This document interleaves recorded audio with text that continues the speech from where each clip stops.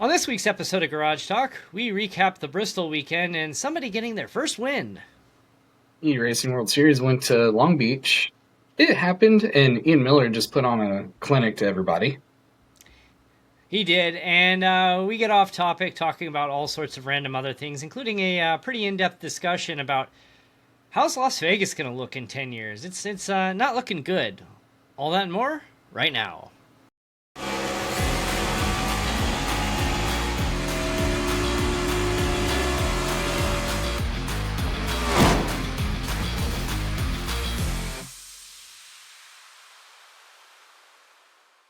Welcome to an all-new episode of FR Racing's Garage Talk. I'm DJ Flook.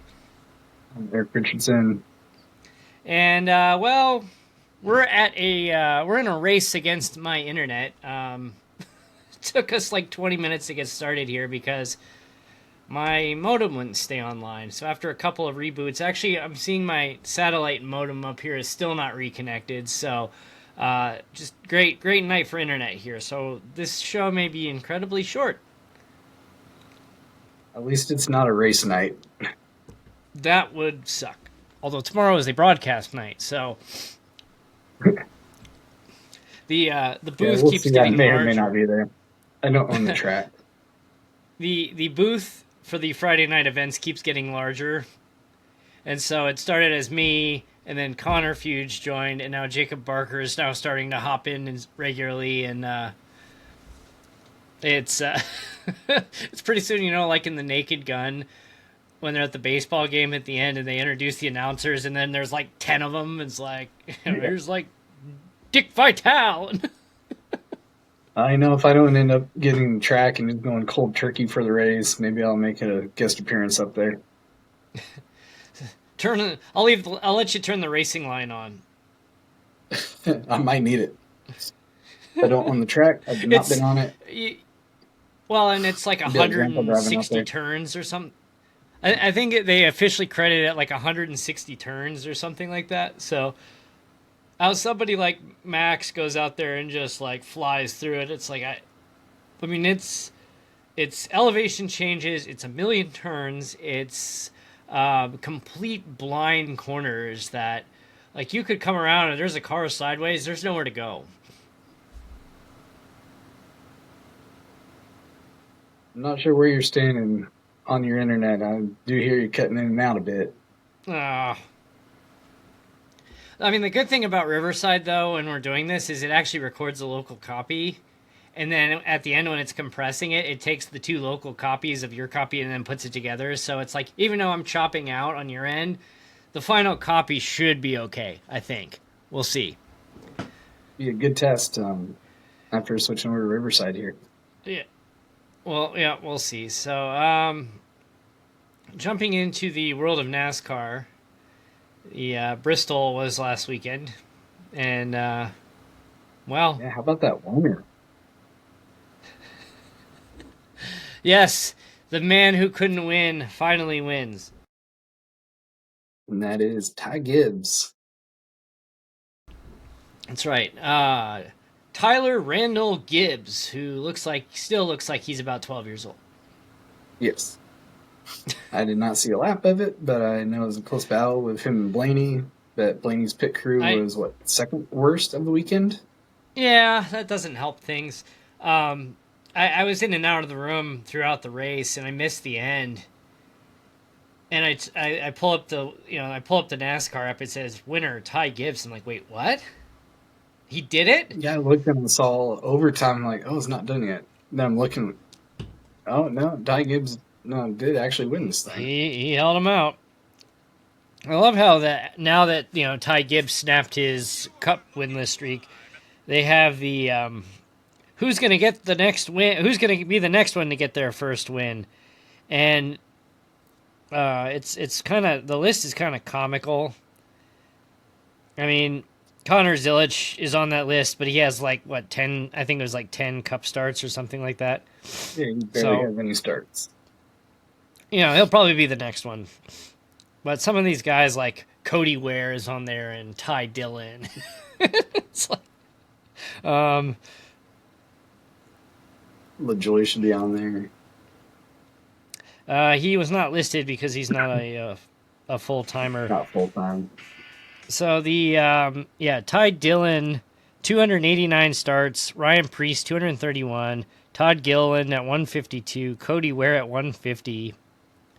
Reese is due for a win at some point. Yeah.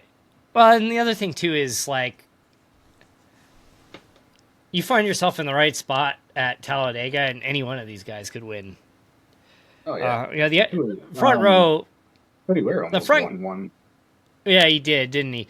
The front row guys always seem to be literally in the front at those Talladega races and end up, usually getting wrecked out. But John Hunter's at 121, Gregson 119, Zane Smith 89, Carson Hocevar 89. Have that many starts already.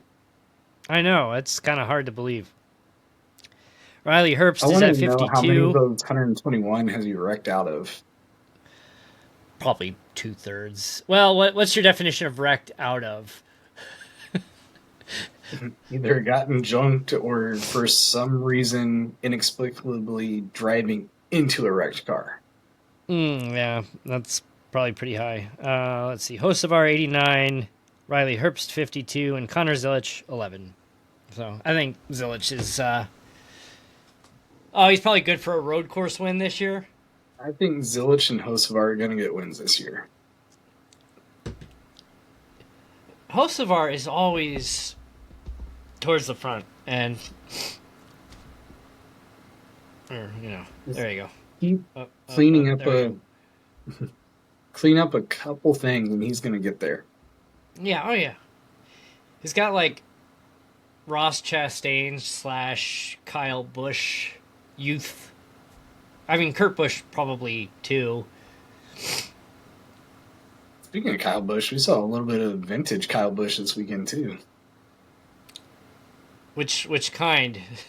With him and Riley Herbst. Oh yeah. Herbst got him a little bit, and then later in the race, Herbst goes around. Kyle's nudge. Kyle's crew chief and spotter were fighting over the radio throughout the race of, why the car continues to not be good. I don't think I've showed you this yet. I my new eBay find. My brand new eBay find is from 1998. First, before I pull it up, any guesses? 1998 is your hint. 98 should be a 500 program. It is an Indy 500. Yes, it is an Indy car. Is it the one from... That's the rain delay race, wasn't it? 97 was the rain delay. 98. I forget what was special about that year. It's not. It was the car is special. It's a very distinctive car that stands out from 19. And then this particular driver ran basically the same scheme in 97. We had a discussion about this driver. We had a discussion about this driver a couple weeks ago. What inspired me to go hunting on eBay? Was it smoke? No. Oh, give me a hint. Well, this is going to give it away. Your hint is toothbrush. Oh, yeah. Yeah. Dr. Jack Miller. Dr. Jack Miller and his 1998 Crest car, 1/18th scale. You know what? I actually saw that on eBay. I wonder if I was looking at the same one that you actually got. Probably were.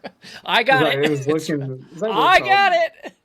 IndyCar Diecast, and I saw them. I'm like, man, I should get that. It'd be funny to show DJ. Like, look what I got. Nope, I got it first. Actually, you probably got the one I was looking at. Yeah, I do have the 164 scale though of it. I do somewhere, but I can't find it. Yeah. I think I know where it is. So let's see. In this edition, they had the Corvette pace car.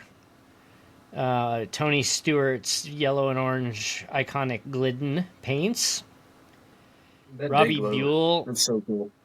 Yeah, Robbie Buell at the Johns Manville.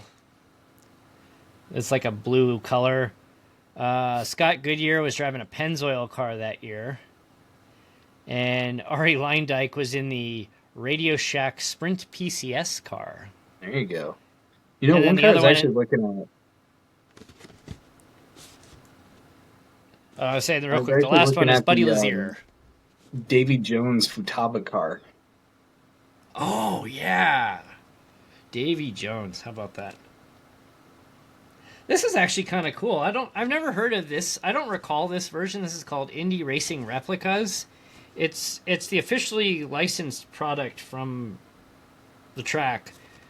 But it actually has the seat belt. Like, I don't know if you can see that, but look, it actually has the seat belt in there. That's pretty sick. I don't think I've ever seen a IndyCar diecast where the actual seat belt was in there. Now, do you remember when that car was at Maple Crest on display? It was a Valvoline car though. It wasn't the Crest. Was it? Yeah, it was a Valvoline car. No, it was a Valvoline car, and it was I want to say it was Robbie Gordon's show car from that year. We were in 6th grade. I have a photo. I have a photo of me sitting on the car. Man, did I see the Crest car somewhere else then? Because I really thought I saw that one. Yeah, they brought the Valvoline show car to our middle school. Yeah, I'll have to see if my parents can find that photo. But yeah, they let me sit on the car so they could take a picture of it. I don't know why, but so that tells you I'm getting old. I'm losing my memory. So next step is being senile. Awesome. This will speed it up right there. The sample size. Old Smoky Moonhorn. I got the Hunch Punch. Did you see? I think I sent this to you. The social media account said, "I'm sick of CEOs trying their hamburgers. I want to see the Malort CEO drinking a bottle." And the Malort social media account's like, tomorrow, 3 p.m. Central.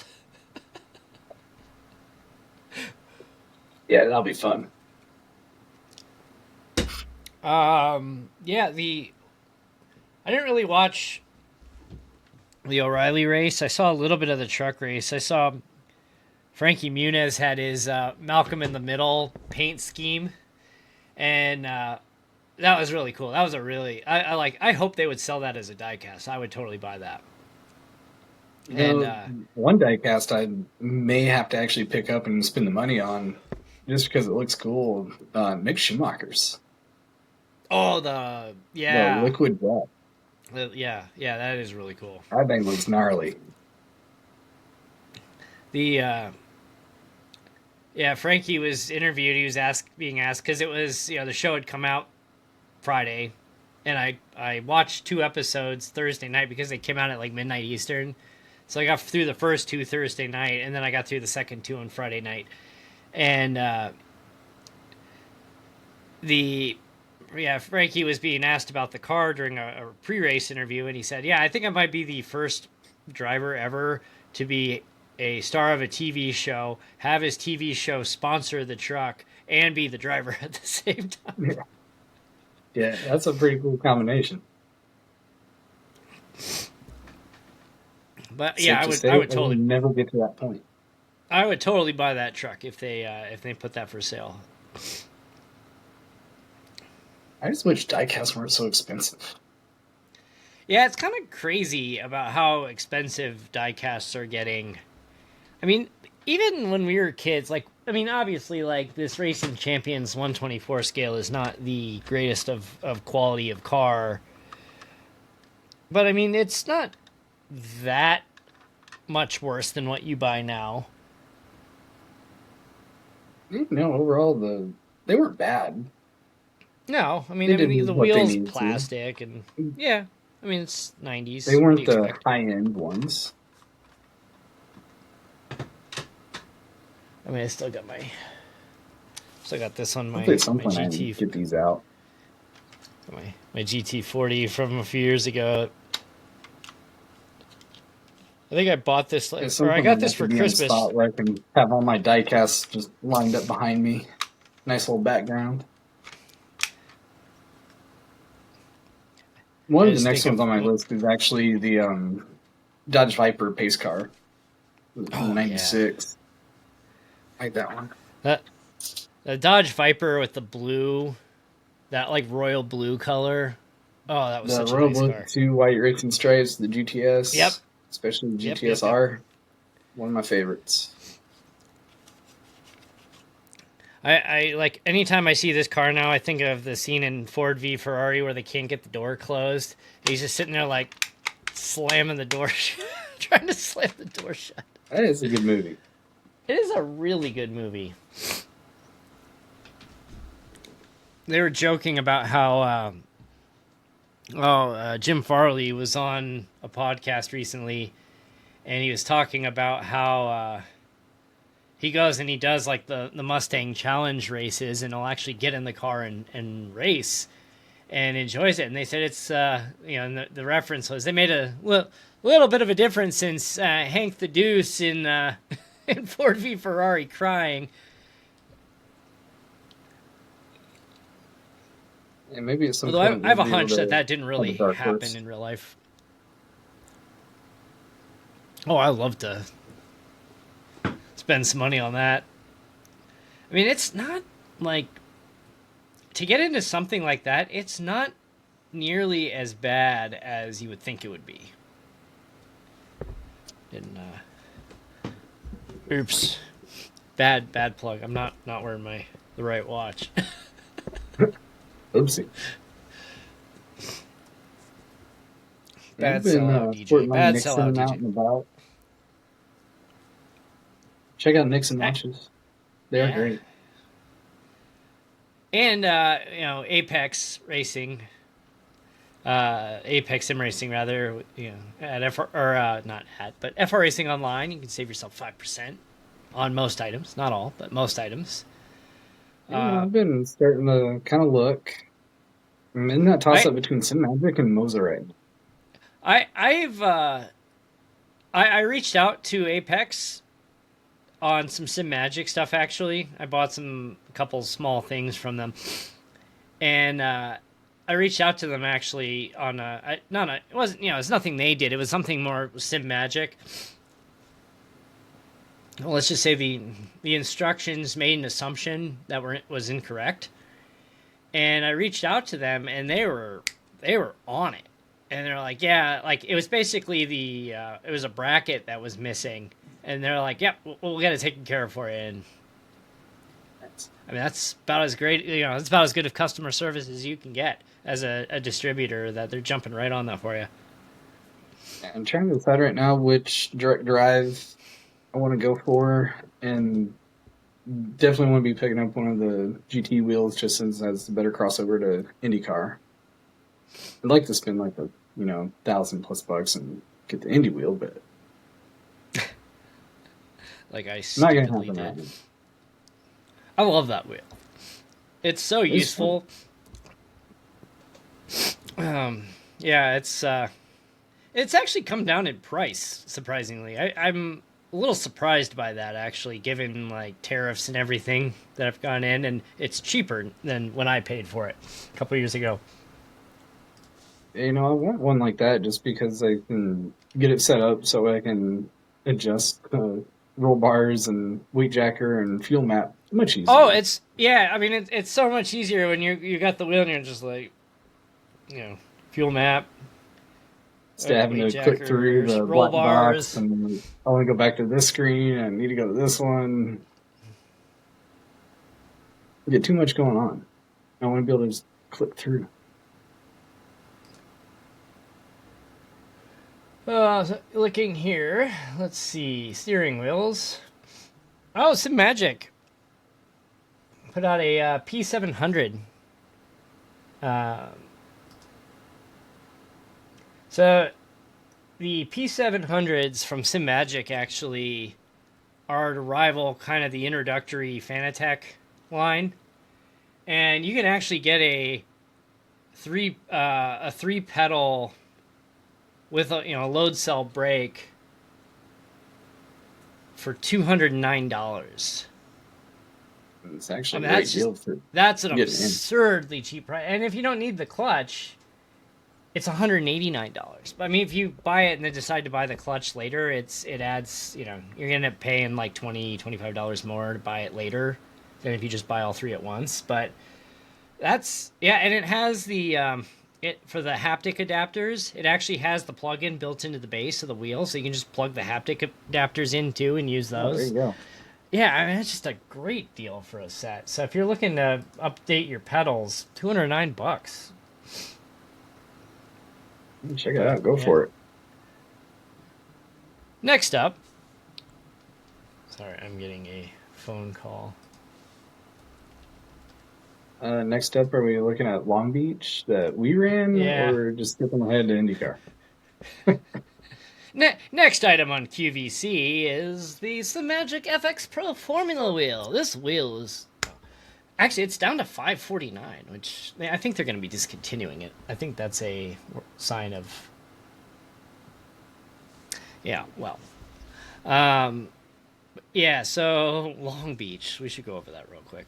We're gonna have a short show today. I can tell you that because it's late and I gotta edit this still, and I'm getting yelled There's at. not much going. It is late, but Yeah. IndyCar didn't run. Formula One Nope. is still a On couple vacation. weeks from racing again. You got Their IMSA. unexpected hiatus. Yep. We had no Monday race. We had no Wednesday race. So we had a quiet week. We will next week. Yeah, Tuesday night was We'll it. go big next week. And Tuesday, So what my race happened? ended after 9 laps. What happened to you? So I bent it twice and ran down fast repairs and couldn't do anything. But I think the bigger issue was when I turned my computer on and got into the session, I saw that Logitech had updated. I got into the sessions, configure your controls. Oh, really? And we were already like 10 minutes away from the green. And I had calibrated twice, but what I'd been spending all the time practicing on, I didn't get it back into the setting that it was. And going into, what is that, turn 8? That right-hander before the horseshoe, or the 180. Yeah. Mm-hmm. Just put it into tires twice. Oops. Got in, was locking it up, and just couldn't get it. I mean, I was a few Did seconds it off the once, went pace. around, did it again like 2 laps later. And that was it. I was a few seconds off the pace, but the issue I have, and I continue to have on these road and street circuits, is that let's just say my confidence in my braking zones is not there, and I'm braking way too early, especially at that spot you were talking about. I was slowing down way too much before that. I was probably losing at least half a second right there alone, a lap. The confidence started to peak a little bit. I was still about, 3.5 seconds slower than the front cars at that point. But I was still losing half a second there. Turn 1, probably braking a little too early there. But I'm just like, you know what? I'm just going to go. I'm going to be off the pace. I'm just going to keep running. And it's like, I'm okay. I'm a lap down. I stop for my tire change. And I exit the pit and I release my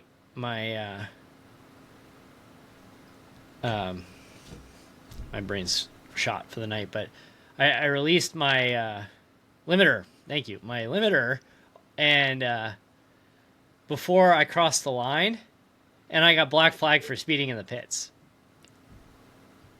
And so now I'm trying to come around, and then serve my penalty, and I end up on cold tires. You get past the fountain, you get the right, you make the other right, and I just turn, 180 degrees into the wall, take a tow. Now I'm sitting there for a minute and a half, and after that, I'm just like, I'm done. I'm gonna just call it. So I got through about 2/3 of the race, which is probably a record for me on road course racing for the most part. Actually, maybe not quite, but it's like I'm getting there. It's just confidence in the braking zone. That is my issue. It's just I just don't. It's like I know where my zones are. I just don't trust myself that it's actually going to stop, or I'm not going to lock up, or something like that, and send it into the wall. And that's what's really holding me back right now. I'm kind of bummed. I was feeling good in practice and actually a pretty decent qualifying. I had a personal best lap and thought I'd be all right, but apparently not. But we get Yeah, ready well, for Vegas next week. and I have to say, shout out to Ian Miller right now. Holy crap! Oh man, Ian had a great run. I didn't run into him this he, time. That's why. yeah. Well, I was watching from his view the last couple of laps, and he's like almost turning himself sideways going around some of those turns and still running like 109. I'm like, what in the world? Just made it look Ian is a so very, easy. very solid road course racer. Oh yeah. It's just now he's in the championship lead now. So not the night I needed. I'm still in second, but I'm like 20 points back of him now. So that's gotta have a good showing in Unfortunate thing for Vegas. you, we still have St. Pete going. Yeah, thanks a lot. The one season we have 3 road courses. Like, We're probably a few weeks away from teasing the next season schedule. oh yeah, you're on the ball when it comes to schedules. You're pretty close to having the rest of the year figured out. Yeah, not too far off. Bottom split, I think we're about there. Indy, got a couple little decisions to make. And then, Wednesday Night Dash is actually coming along too. Got one track, I think, to solidify. So we got to start thinking about the fun race, even though it's only April. We had like what, a figure 8 was on the chart. Another one that we've never done is we've never done the 1987s. We tried to do them in that multi-class race a few years ago, but nobody. We did it was the ARCA, or no, it was the ARCA Gen 4, the trucks, and then the 87s, but nobody did the 87s. Everybody was either in a truck or that Gen 4 car, Gen 4. But I don't know, 87s at Talladega. Wild. You can imagine the 87s at Talladega. That always seems to be a riot. Every time I see a video of the 87s at Talladega, it's just insanity. It's funny. Just how Even at crazy Talladega, you cannot flat out those cars around the corners. No, you can't. I took one out there one time. I think the only time, and I took it to Talladega, and it just like I was shocked. Like whoa, this is like totally different. Yeah, those things are wicked. Yeah, we'll have to figure out that fun race still. There's a lot of options on the table. I will say we haven't even started our truck season yet, but I do want to tease one thing that I'm looking at for the Wednesday Night Dash O'Reilly schedule. There may or may not end up being a restrictor plate going into the race before the finale. We're going to create some chaos going into that last race. Or just throw like Daytona at the last. It's not going to be the last race, but something there at the end. Imagine like we suggested for NASCAR, bookend the season with Daytona. That would be just kickoff with Daytona. Pure insanity. Well, I mean, we're gonna have the road course in week 2 this time. We waited until week 9 of the Cup Series, week 2 of the Truck Series. So,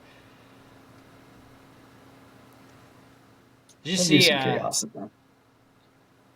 So the last couple of days, John Miles has been posting kind of the season recap for the drivers, and today he posted Dawson's. Did you happen to catch the last part of that clip?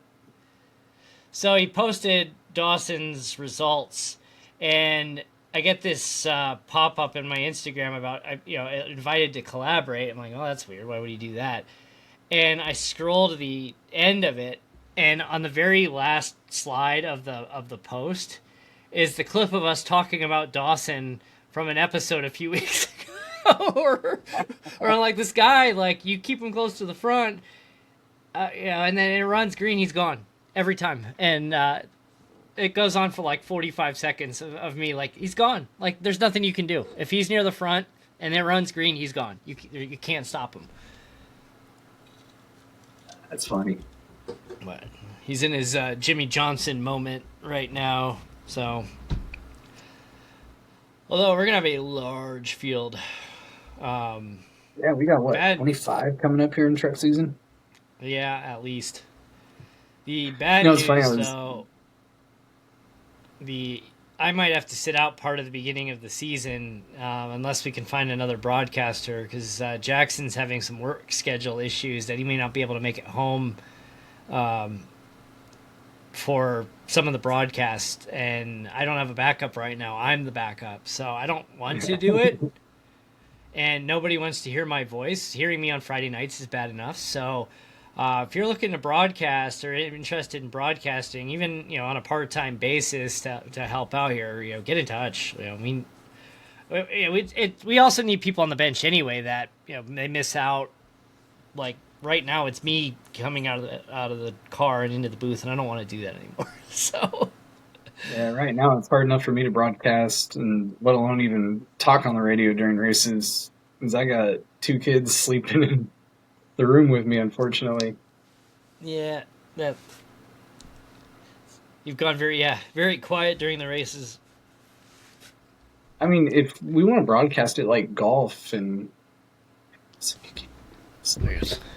we got Masters. I at least had the microphone right by me, so it'd pick up a little bit better than my phone here. So if we want to do some master style broadcasting, I can definitely do that.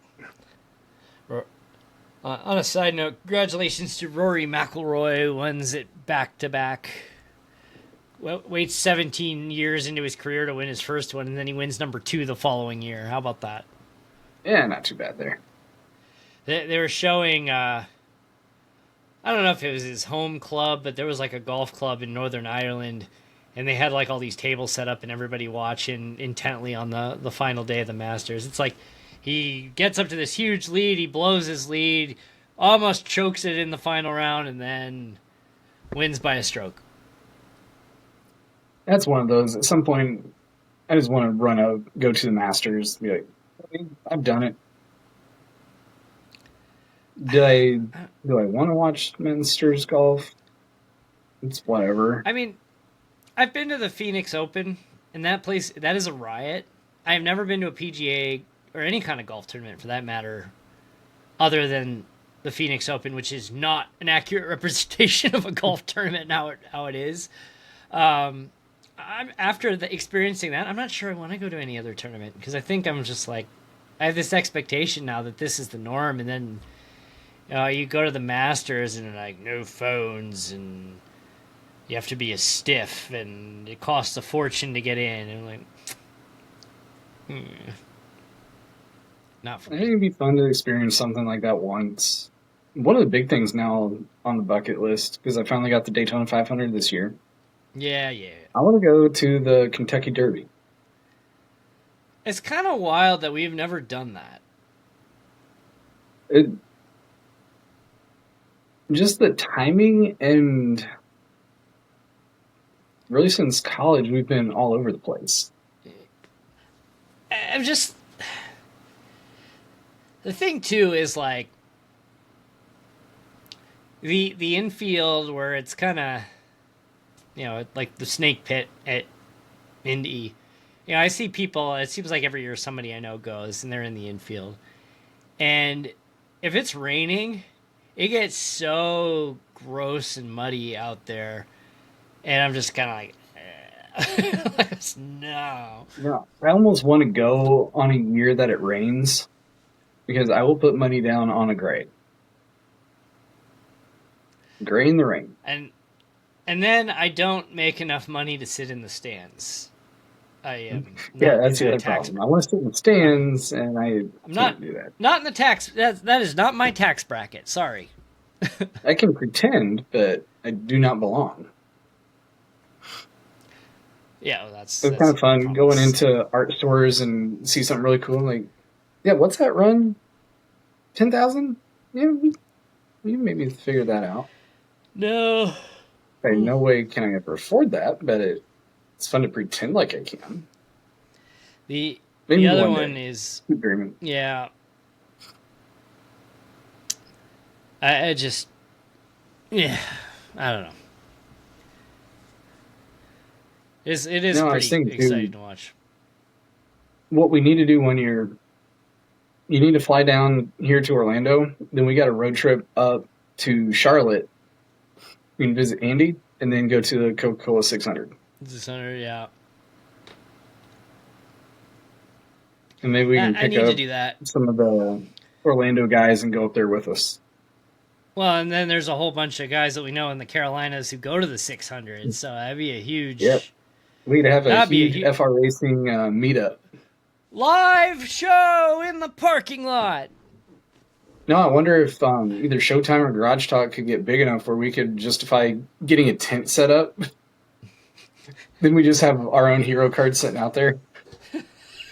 See FR Racing tent, then stars of Garage Talk. Just set up a tent and set up a bunch of hero cards and just sit there with markers, and then people are walking by looking at like, who are they? Like, who are these guys? Like, they got to be something. I mean, they're signing. they gotta be something. They have a tent and hero cards, and they're sitting there. Like, they must be somebody. Like, no, we are not anybody. We are nobodies. How awesome would that be? And then have all the guys that run with us, when people are starting to get there, they all start to form the line and see how many other people just start joining in. The day I kid you not, like, I'm waiting for the day that I'm at like Phoenix Raceway for a race, and somebody recognizes me and asks for my autograph. Like, that right there. If that ever happens, I'm like, all right, that is it. I've made it. I'm done. I can't do any better than this. Somebody just recognized me and asked me for my autograph. That'd be hilarious. In a non-ironic way, that would be. I've had people ask for my autograph in an ironic way, but not like they weren't being serious. But. All right, we need to wrap here today. Next time I go to Vegas, though, I am gonna, if I'm walking down the road, I am gonna keep a Sharpie with me.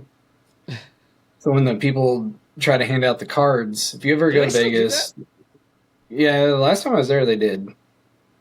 But if people are doing that, I'll take it, sign it, and hand it right back to them. This is gonna make them so mad. But you know what? Get that out of my face. The card slappers. 15 minutes. I'm kind of surprised that they still do that, given it's 2026. Oh, me too. I mean, it'd be more effective to just the biggest thing. It's kind of like this tradition now. You expect the guys trying to hand the cards to you as you're walking down the street. Wouldn't it be more effective you just standing there holding up a QR code? It's pretty 26. Scan. Actually, I did see that the other day. There was a guy on the street, standing on the street corner with the big, the sign. He had like the furniture store going out of business type signs and spinning it around. And they actually had a QR code on the sign. I was like, oh, that's a first. I've never seen that. At this point, is Vegas even around in 10 years? It's hard. I mean, these mega corporations are like, I keep seeing these people, these Vegas insiders, like, I don't know how Vegas survives another decade because, like, they're so over leveraged on these properties from all the takeovers over the years that, like, the casinos are making decent money, but it's all going to interest payments. They're not making any money. They're just paying interest on this. And the debt just keeps ballooning. And it's like, but it's like every time you turn around, if you look at the Strip, how many hotels are on the Strip that are not either a Caesars or an MGM property anymore? What, 3? 2? Well, there's not much. Even how much it that changed from the directly first time to the second time I went there, it was wild. of the ones that sit directly on Las Vegas Boulevard. I mean, the Hard Rock that's opening in place of the Mirage. Treasure Island I don't believe is affiliated. That's where I stayed the last time I was there. Sahara is not.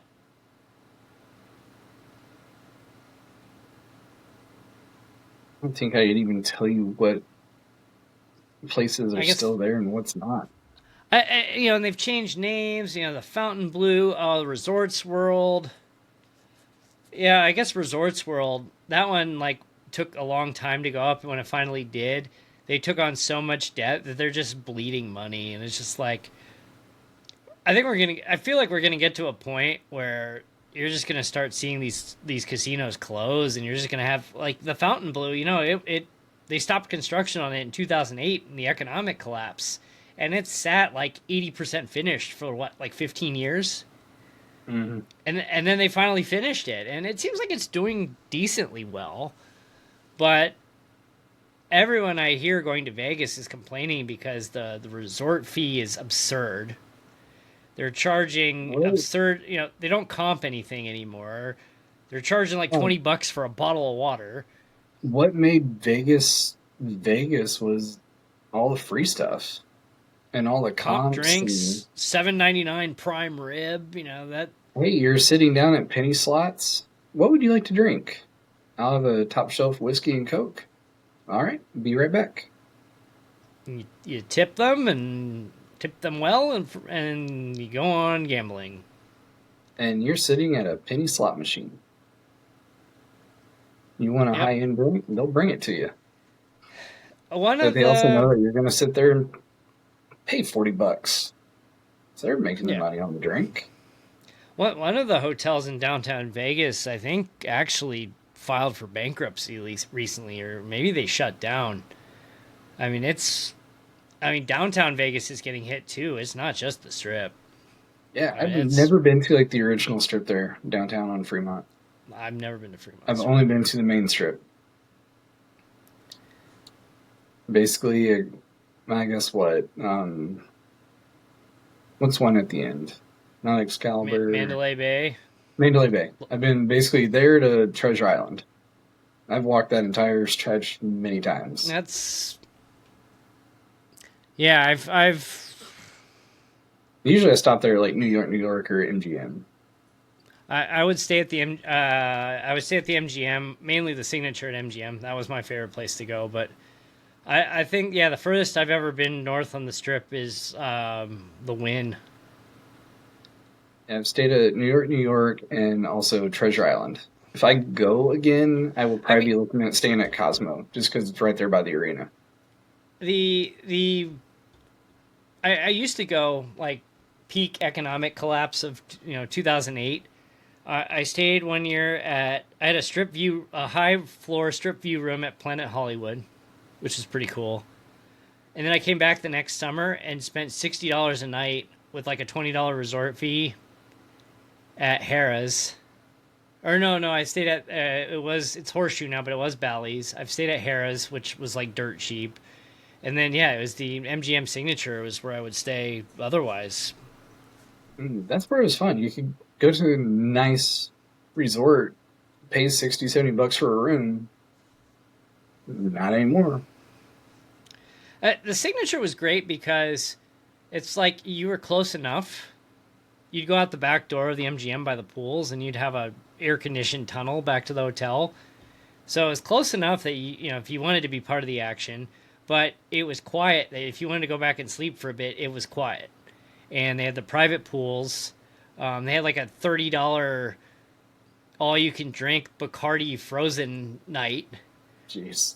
Yeah, you paid $30 and you went into the pool, and they gave you a wristband, and they just basically they're like ices, laced with Bacardi. Oh, and it got real fat. Oh yeah, I drank 4 of them, and then I'm on my way out, and the guy's like, "Want one to go?" I'm like, "Yes, you are my best friend. Let's do this." Especially so then, you can turn that down. So then, I get my icy to go, and I walk back into the hotel, and somebody bumps into me, and I'm already not okay. He bumps into me, and I like throw the drink across the lobby. I'm like, yeah, I probably didn't need a fifth one of those in the last 2 hours.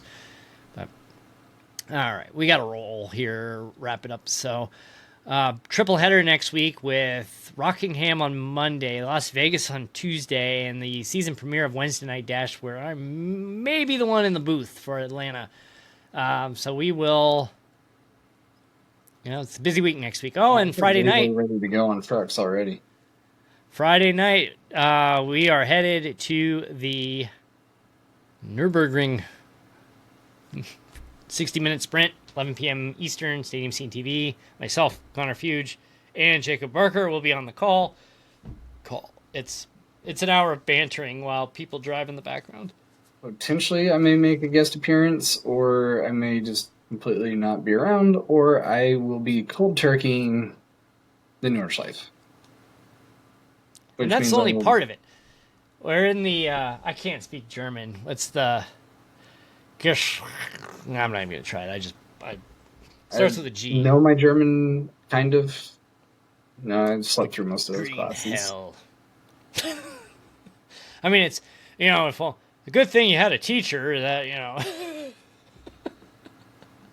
I almost had a German teacher kick me out of college, too, so. No, I'm talking high school. Oh, yeah, that too. I've had an interesting relationship with the German language in school. For those that we'll get into that another episode. For those that don't know, the German teacher at our high school was Erik's dad. But it was. He used to yell at my brother all the time. And I did the same thing in other classes, so it was all treated equally. I guess one time my brother was walking through the hall. Had like a hall pass. He was walking through the hall, and he just went into your dad's class and just sat down in the class, like. And he's like, "What are you doing in here? Get out!" Although I can safely say I've only ever flipped off one teacher. I can vouch for that. You were there for that one. I was there for that one. Double birds. Allow me to present my willpower to you. It was my willpower. That was. We'll get into racing more in the future. Yeah. We'll fill that up next time. For a short show, we're still going like 45 minutes. So FRRacingOnline.com at FRRacingOnline. Tune in Friday night for the GT Sprint Series on Stadium Scene TV and the triple header next week. So thanks for watching, and we'll see you next week. Take care.